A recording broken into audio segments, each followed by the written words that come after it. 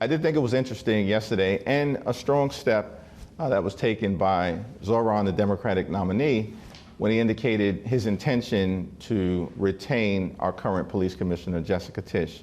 I think that probably will provide a lot of comfort to people throughout the city of New York. She's done a great job. She's well respected. We're a diverse city, and it'll be interesting to see how that is received upon my return home. You've been asked about this 1,000 times. Let me ask 1,001 times. Are you prepared to endorse the Democratic nominee for mayor in New York City? Well, what I'll say is I'm prepared to weigh in advance of early voting, and early voting 2 days away. Early voting starts on Saturday. Yeah. What's holding you up, and what are the issues that you're still concerned about? I know that you said the last time you were asked about this, you were going to have a conversation with Zohran Mamdani, another conversation. Yeah. What's left undiscussed? Well, I hope to speak to him today or tomorrow, and in fact, I plan on speaking to him today and tomorrow. And I think, from my standpoint, look, I was prepared to try to bring this to a close one way or the other several weeks ago, and then the government shutdown hit. And honestly, David, it's been all encompassing, because this is a traumatic moment for the country that this has been inflicted on the American people. So I did watch the debate, and the themes of criticism that came up from the other two candidates were he's inexperienced and his comments on the Middle East are problematic.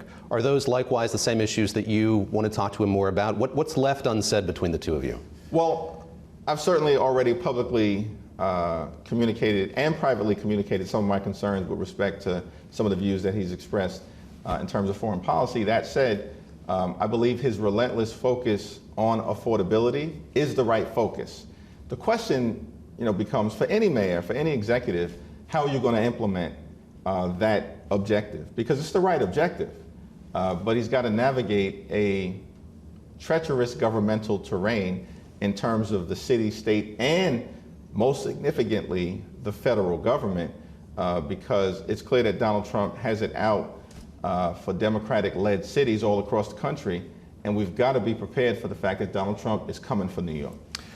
I guess my question is one of confusion. So I sat down with Governor Cuomo, and in that conversation he said, I'm a Democrat. My dad was a Democrat. He's really taking up that mantle. Of course, he lost the primary. He's running as an independent. Yeah. Isn't there an element here of confusion that in this vacuum, and you could, I guess, do something to close that vacuum, he's able to take up that mantle to the detriment of the duly elected Democratic nominee? Well, it's interesting because he is running as an independent, so he's not the Democratic nominee.